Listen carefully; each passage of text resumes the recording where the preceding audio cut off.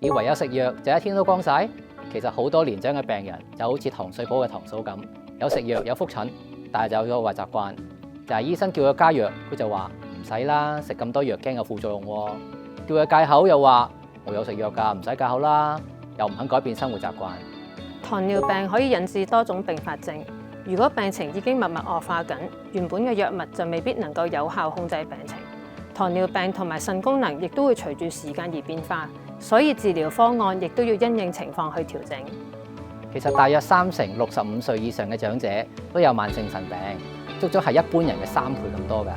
好多長者體力變差、尿頻、水腫或者胃口唔好，就以為係啲正常老化，就唔知自己有腎病喎，結果就延誤咗治療嘅時機啦。係啊，另外咧，糖嫂咧開始冇記性啦。其實有時都唔一定關年紀事㗎喎，因為糖尿病會伴隨住腎病啦、高血壓呢啲慢性病，可能同時間都傷害咗腦血管，增加咗小血管中風嘅機會。有呢啲情況都會損害記憶力㗎。加上腎臟冇辦法去排出身體嘅廢物，毒素積聚喺血液裏邊，就有機會影響到啲腦神經細胞啦。所以治療糖尿病嘅重點就唔單止係控制血糖，仲要保護埋腎臟同埋心血管功能。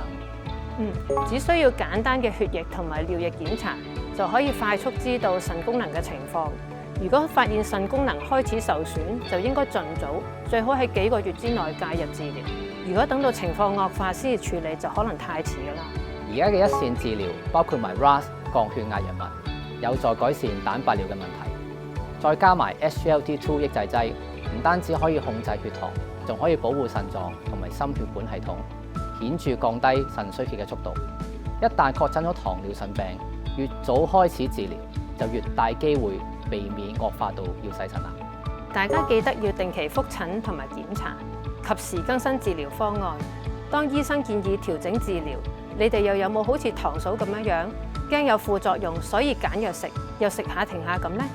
下次覆診嘅時候，不妨問下醫生，你哋而家用緊嘅藥物有冇保護緊心腎功能嘅呢？